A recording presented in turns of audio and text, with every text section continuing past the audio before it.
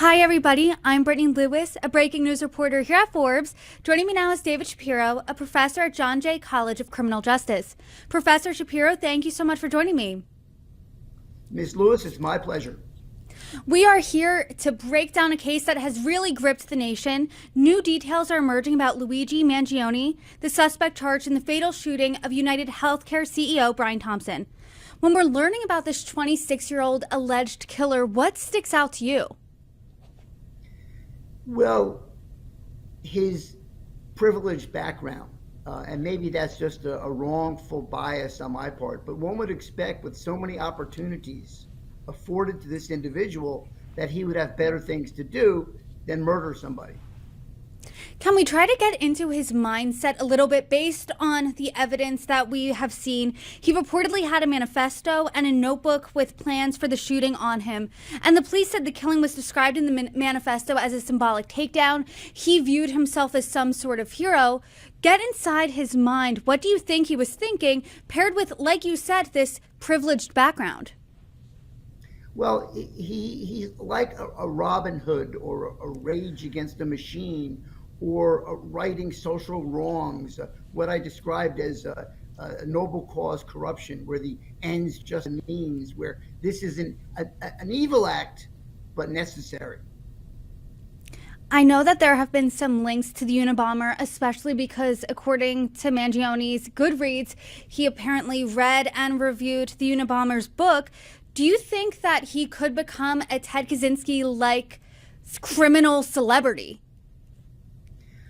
Well, I doubt it, but I think he might aspire to that. I do question that he was caught with the gun, the manuscript, fake IDs, cash.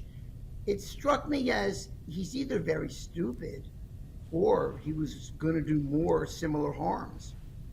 And he apparently graduated from an Ivy League school. So let's talk about that a little bit more. Why would a criminal keep the gun on them, keep essentially a manifesto, some notes about the crime? Wouldn't you want to get rid of that as fast as possible? Well, to dive into popular culture, leave the gun, take the cannolis. It's not, yeah, a smart criminal would not have kept the gun with him unless he felt he could use it for additional usage. There's something else to do with it. I hesitate to say that, but I don't know why somebody would carry that stuff with him when it's very incriminating. Yesterday, when he was being let out, there were reporters there. He had an outburst. He was yelling at the reporters. He said this: "It's completely out of touch and an insult to the intelligence of the American people and their lived experience." Do you think, based on this outburst, because most criminals that you see, or suspects, or someone who is charged with a crime, when they're being let out, when they're doing that perp walk, usually they're quiet, they're more composed. A lawyer's advice usually is, shut up, don't talk. Do you think that this could play into some sort of insanity defense?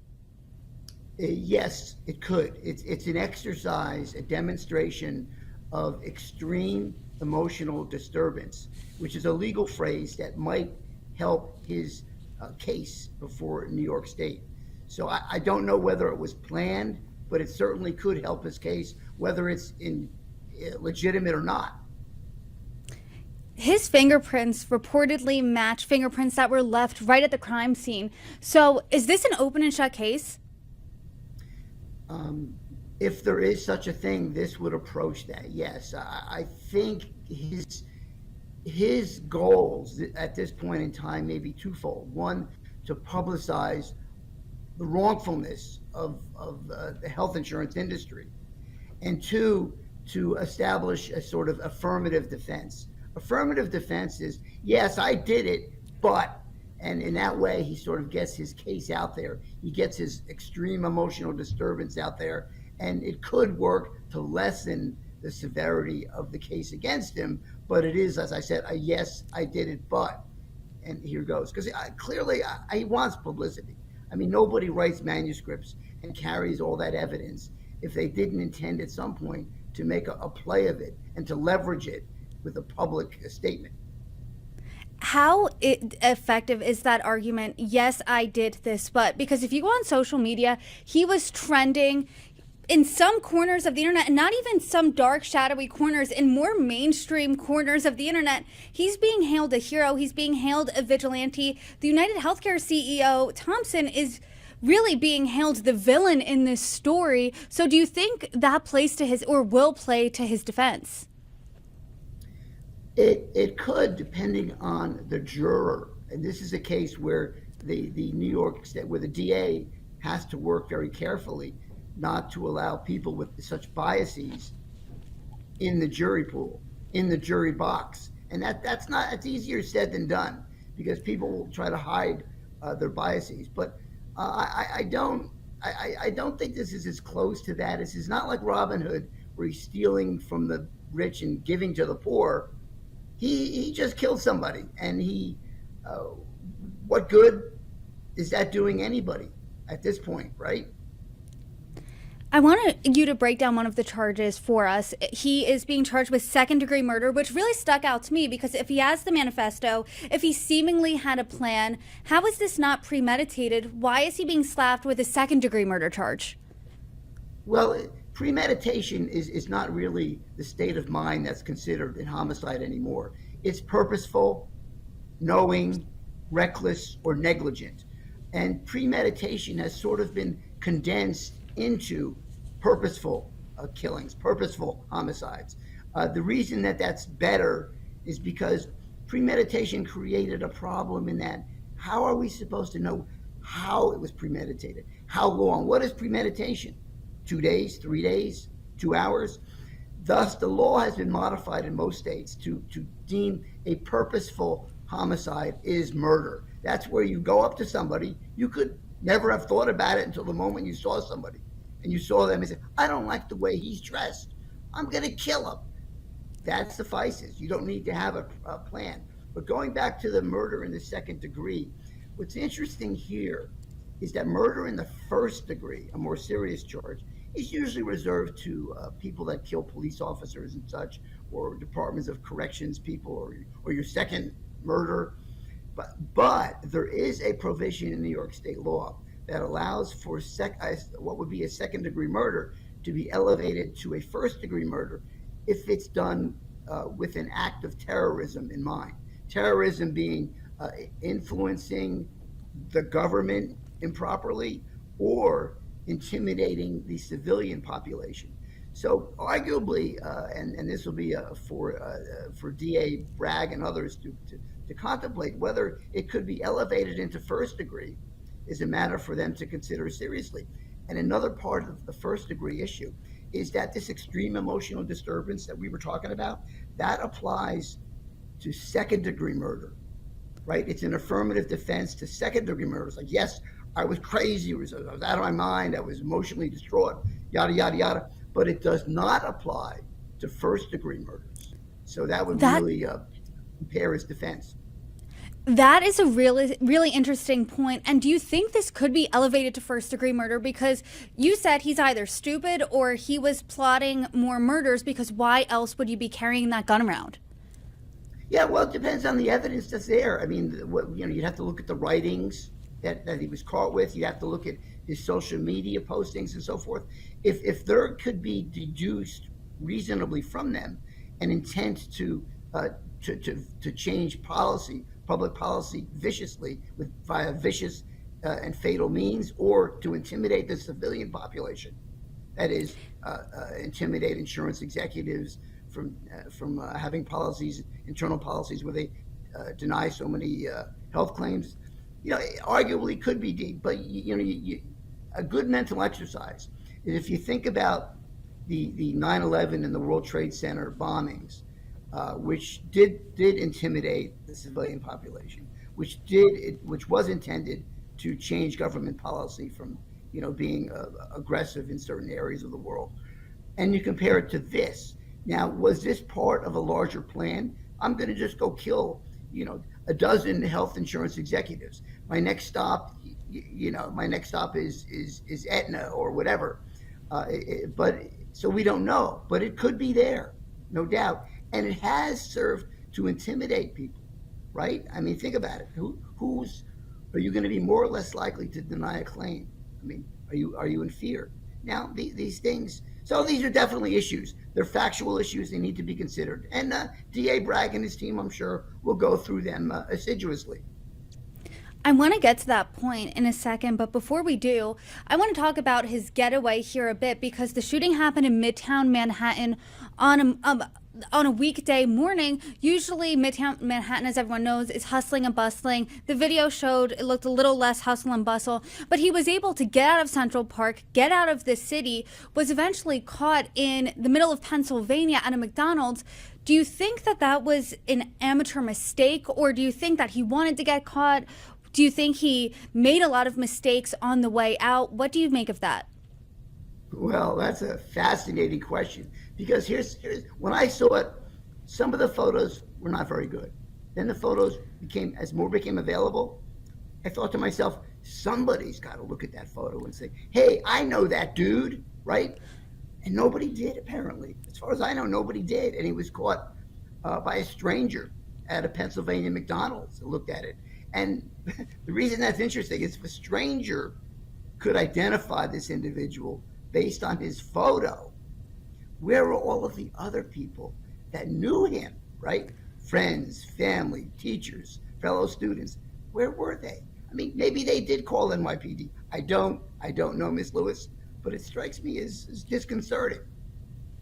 It is because, especially, I saw a witness video saying that he was at the McDonald's when Mangione was identified, and essentially the woman allegedly said, "Oh, I could tell by his eyebrows." So you would think if someone saw that, they would recognize him, no? Exactly. That's my thinking too, right? I mean, it's not as if this case didn't get oodles of publicity from multimedia outlets everywhere in the country, if not the world. You think, I believe, based on this conversation, that this could have been a deliberate attempt at fame. So do you think the praise and sympathy that Mangione has gotten by so many people on social media and other places, do you think that that could feed into more crimes like this? Oh, unfortunately, definitely, yes. I think there is a significant risk of copycats that really cause a lot more social upheaval and could have a very bad effect on the lives of ordinary Americans. And to that point, some media organizations after a school shooting refuse to publicize the alleged shooter's name just to not give them the infamy that they could be looking for. Obviously, this is different. This is an assassination attempt, what it appears to be on an adult. So how do you think the media is covering this? What would you grade the media's coverage? Well, the media has covered it thoroughly, and to its credit, the media has to receive, in a sense, an assist with discovering and nabbing him. Because when you take a step back, this was a stranger on stranger crime, ordinarily difficult to solve, especially within a week. And this was solved. He was arrested within a week, and apparently without any help from friends and relatives. And I think a large part of this is the people were put on alert.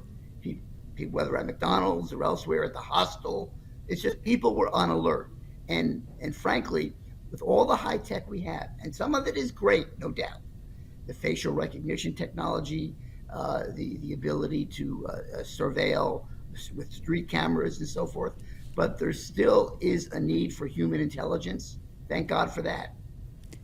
There are a lot of shocking elements when it comes to this case, just how brazen the attack was, the location of where it was in Midtown Manhattan, the fact that this was a healthcare CEO, and it seemed to tap into something palpable that people feel about the healthcare industry. So knowing all of these factors, what specifically are you looking out for next? Well, I think two things might, and I don't know the future, but here one pathway is probably the best pathway, is things get quiet again and heat up again only when he's actually facing the jury in New York City, right? The more detrimental pathway is that pathway itself is rife with copycats and other sort of violent protests. So, I mean, I don't know what's going to happen, but if you don't hear or see much going on between now and his trial date, I think that's overall about the best that we can hope for. And right now, from your expertise, if you're a CEO in this country and especially a healthcare CEO, how worried are you for a copycat case? Well, you have to be worried. You have to be worried in a number of respects, right? Number one, if your company denies a lot of claims that are in an above average rate, right? I mean, that was the allegation against United, right? They had a very high rate of claims denials, right? But the problem goes much deeper than that, because it only takes one denied claim, one person, him or herself, his or her family, that could trigger this sort of, yeah, this happens all the time. There's only one remedy. I'm going to take matters into my own hands. So it's not just whether you have a policy that results in an inordinate number of rejections, but any one rejection from any policy, from any company at all, could trigger this kind of, oh, this response is okay. See how much support he got? This is the right thing to do. This is a necessary evil, and on and on and on. And that's chaos. Really, it's a chaotic time we're living in. And Professor Shapiro, as new details emerge, I hope you come back on and break them down with us. Thank you so much for joining me. You're welcome back anytime. Thank you, Ms. Lewis. It's a pleasure. Have a good day.